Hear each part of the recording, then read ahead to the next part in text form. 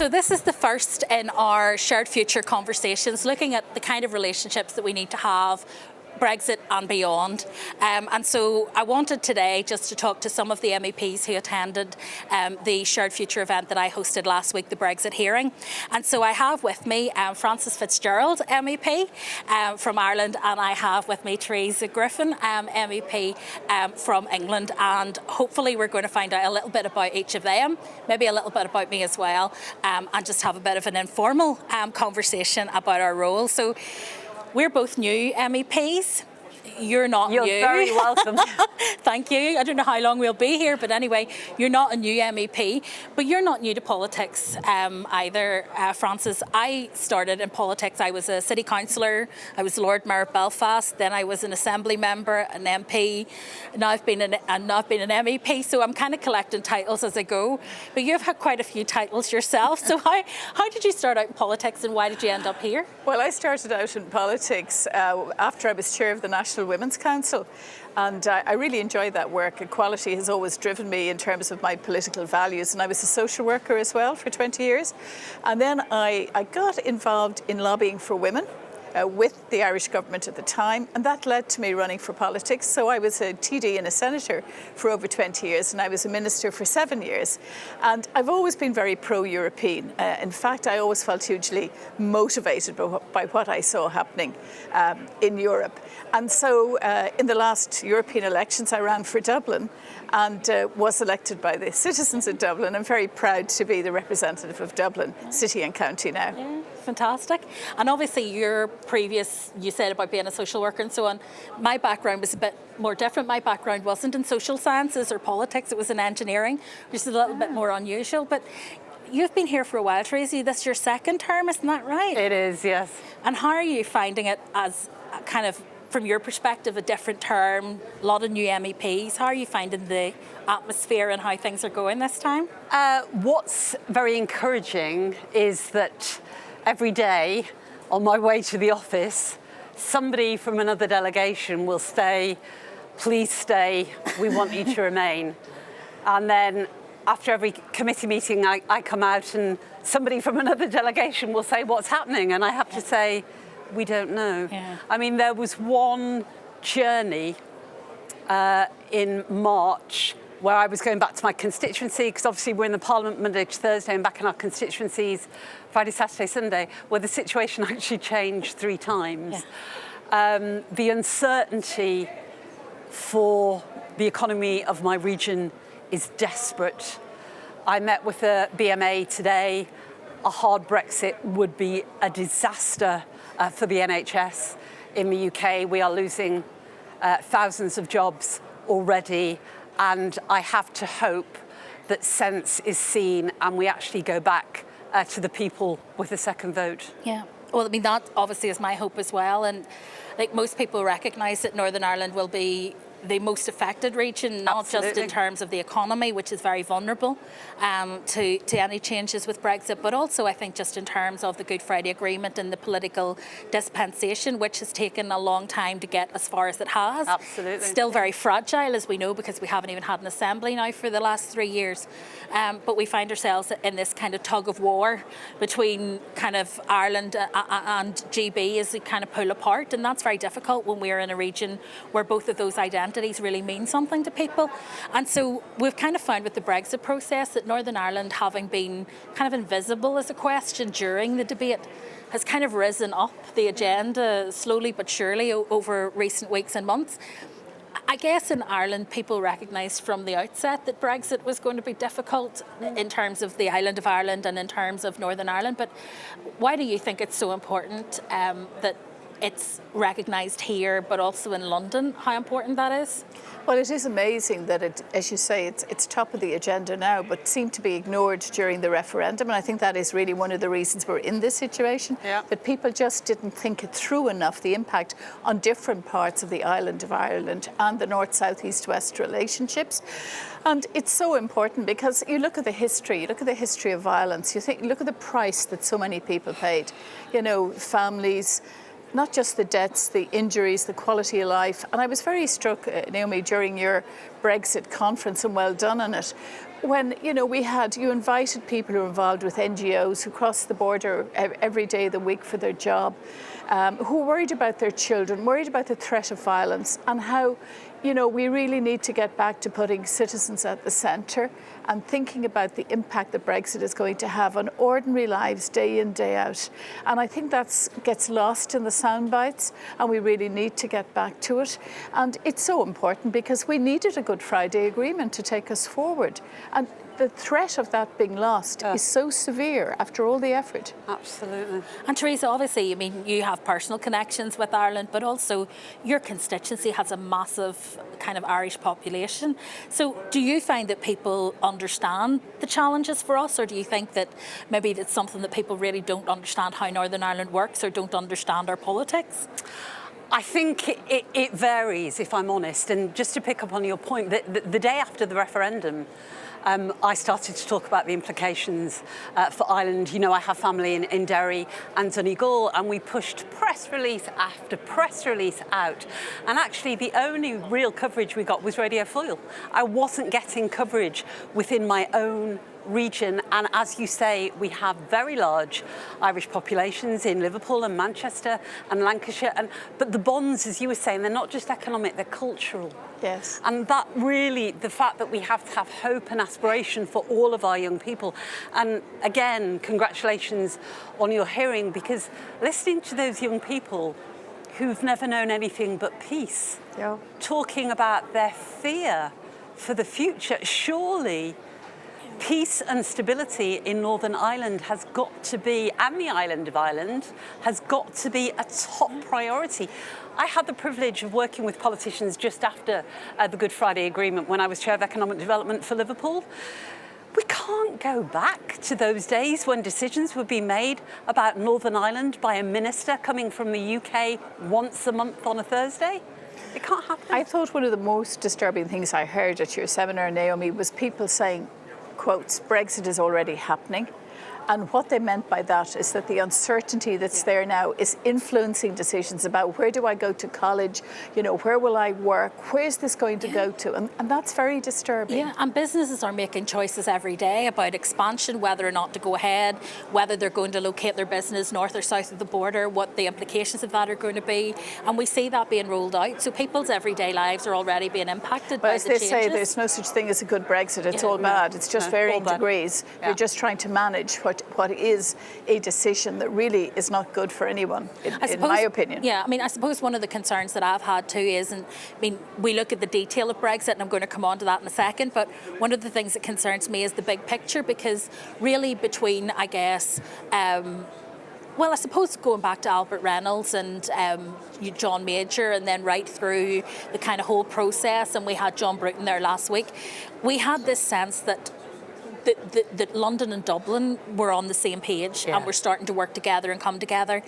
And that seems to be being kind of pulled apart. There doesn't seem to be the kind of respect for that relationship that there used to be, particularly, I would say, in terms of London not respecting the fact that this is an important relationship. And it's one of those concerns that I have, because I think that when the two kind of main governments are not at ease with each other, that has real ramifications in terms of community relations. Brexit is very challenging for the relationship. There's no doubt about that. And when you think of, it's only a few years ago, you know, the Queen was visiting Ireland, the President was visiting the UK.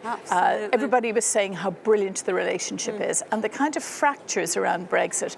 I mean, obviously, whatever the outcome, we want to continue having a good relationship with the UK. I mean, that's the reality. But at the same time, it's so uncertain at present, so dramatic, so changing, and so uncertain that it's very hard. The relationships, I think, are being tested. You're quite right, they are. And there will be a lot of rebuilding, whatever happens. And actually, we are very grateful for the support that we are getting from our Irish colleagues right across most of the parties, obviously not all of them. You know, we are very grateful, because it is testing when you hear, because everybody follows, obviously, the British press, and you hear people being criticised. You hear that it's the EU's fault the situation that we're in. You know, it is very testing. So I just want to put that on record. We're very grateful to our Irish colleagues. And I suppose because of the tension in those relationships, that does reflect in the relationships in Northern Ireland. I mean, I've already referenced the fact we don't have an assembly. It didn't collapse because of Brexit, but that was one of many tensions around the assembly at that time. But it certainly made it almost impossible to get that restored. I have to ask, and I'm sure I'm going to ask you first, and I'm sure you will have a very detailed answer for me. What do you think is going to happen with Brexit? Well, tell me first what you think will happen and what would be the best outcome for you. The best outcome is that we have an extension and we have enough time to actually go back to the people and we have a properly informed information exchange with citizens so that they know the implications of Brexit. And on the ballot paper, there is a deal, but there is also the option to remain. Would Ireland, quite frankly, have a referendum when there wasn't a threshold? No. Yeah. What do you think is going to happen? It's crystal ball. It is impossible to say. Even today, you see the changes and the different, whether it's a leak, whether it's a strategy, quite exactly what was going on today. I mean, the best outcome certainly is avoiding a no deal. Yeah. The withdrawal agreement has it all. That is definitely the best outcome. And if an extension is needed, I heard this morning there were suggestions it needs to be longer than January to allow for either an election or a second referendum. And we saw here in the debate on Brexit that an extension would be given if there was a good reason. Yep. And I do believe that it would be.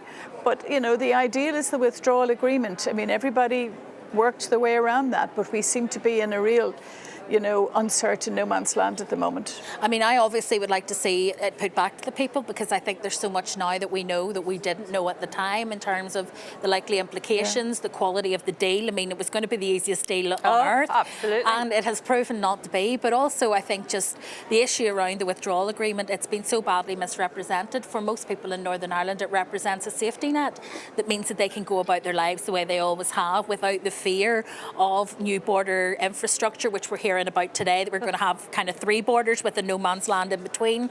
And it all just seems to not really recognise how things were before. The idea that if you move customs posts 5 miles up the road, that makes it okay, doesn't recognise the truth of what happened 40 years ago, 50 years ago, where those customs posts were never on the wiggly line that is the border. No. But they were still vulnerable to those who that's wanted a really to low exploit point them. today, Naomi. The idea that we moved from 1 border to 2 borders to 3 borders, what is going on? I mean, that seems to be devoid of any connection with the more recent discussions and the worries about, not having a hard border. Yeah. And we've gone from a situation, I think, where the whole point was to avoid a border, where now we're talking about how to facilitate a border, and that's a very different conversation. And I guess certainly I feel very let down because the government made promises in the joint agreement to say that they would avoid a border, and now we're hearing them talk about how to operate a border, which kind of feels like a big rowback.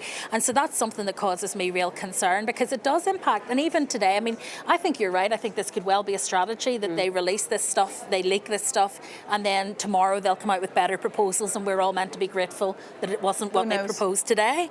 But I think that the danger with that is that every day people are hearing these rumours, and it's unsettling for people who live in those communities, for people who are running their businesses and planning. It's playing with fire. It is, and it's causing a lot of hurt and a lot of damage to people in terms of their own mental health and well-being. I mean, you referenced just how fearful some of those young people were about their future. I mean, at the moment, as part of the Good Friday Agreement, as we all know, there are 13 cross-border health services, which means that, if you're in trouble in Derry, you get taken to the nearest facility in Donegal and vice versa. I've been told that the solution that's being suggested for that will actually only last for a year. So my real concern is there will be some temporary resolutions which make people feel safer, but then what happens in a year? There's no such thing as a clean Brexit. This is years and years of negotiation. It's a lot of transition issues, there's no doubt. And they are not, no matter what happens, on the 31st. It's the beginning of another phase, which is Indeed going it to is. go on and on. And any trade agreement, you're talking years. Yeah, and I think that's one of the key things, because I know a lot of people are suffering from Brexit fatigue. I think we are all suffering from Brexit fatigue, and there's a tendency for people to say, I just want it to be over. But it won't be over. This is a new phase of relationships, and we will be working at this for the next decade, and that's not going to change. I have 3 very short, very sharp questions just to find out a little bit more about you. So I'm going to start with you, Frances, on the first question. If it wasn't for Brexit, what would be your one priority here in the European Parliament? It's really hard to narrow it down to one, I have to say. But I suppose what I want to ensure is that we continue to be very pro-European in Ireland. As a representative for Dublin, I want to see continued investment in Ireland, in Dublin, and jobs growth. And I want to see us tackling those infrastructural issues that are making life in Dublin quite difficult at the moment. And of course, I have a huge interest in gender and development, which are the other 2 committees I'm on. So there's a lot of work still to be done in terms of the gender pay gap and pensions. And I would like to see really strong progress in that in the next few years. What about you, Theresa? What would be your main priority if it weren't for Brexit? Gosh, lots. Yes. We managed to get fighting energy poverty enshrined in European law in the last mandate. We have asked every member state to produce a national climate and energy plan. I would like to see those profound, and to completely agree with you that actually energy is not a commodity, it's a basic social right. And energy policy and legislation should put people at the heart of all law. And the other thing is just transition. As you know, traditionally, we have invested in industries after they have declined, when those communities have imploded. Just transition is about reskilling, upskilling workers before those industries decline, and actually making sure that our 3-year-old girls have the creative education that enable them to access the high-skilled jobs of the future.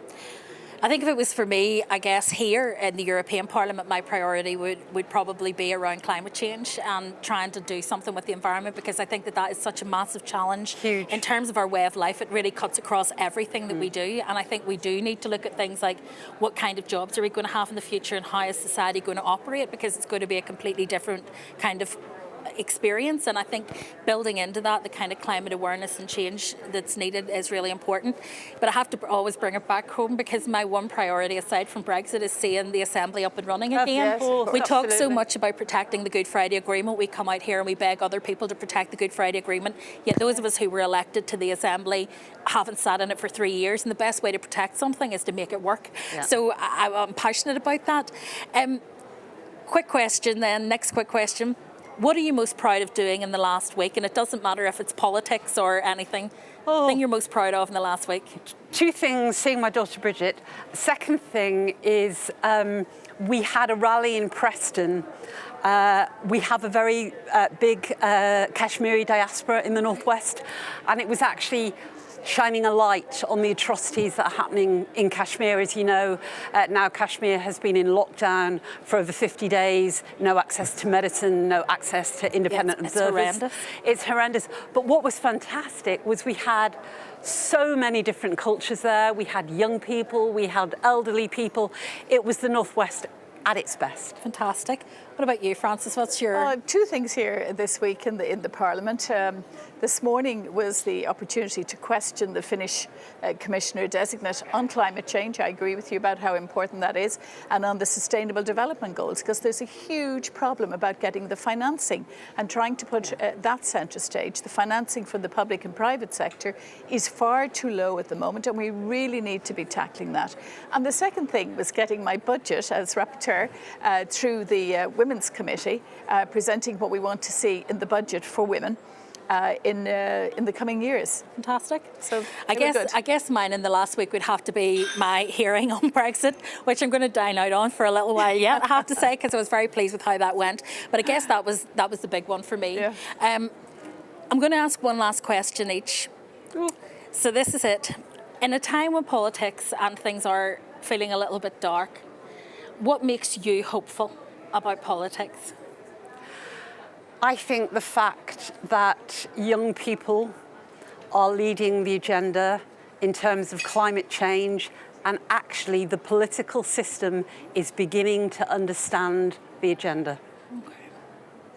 Well, I'm an optimist anyway, so that probably helps. I would say, you can always find a political solution.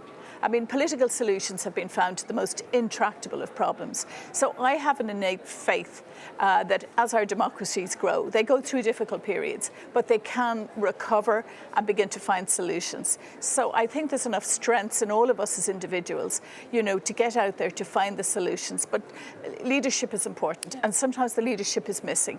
So, the focus has to be on leadership. And once that leadership emerges and keeps emerging, I think we can get the solution. Sometimes we go through dark periods, though. No, well, I mean, I guess what makes me hopeful is that I've seen real change in Northern Ireland. And I mean, I have the last 21 years from the Good Friday Agreement. We've come a long way, but I've also seen just in the last number of weeks and months how much Northern Ireland has changed and transformed, even against the backdrop of all the challenges it faces. And we see young people really completely changing their voting patterns. We see people really challenging the kind of very divisive nature of politics. Great. And I think just people being more open to find win-win solutions where everybody benefits. And I think that's a really positive thing. And if only that were transformed over into Brexit, we might actually get somewhere. Listen, thank you very much. I really appreciate spending some time with you.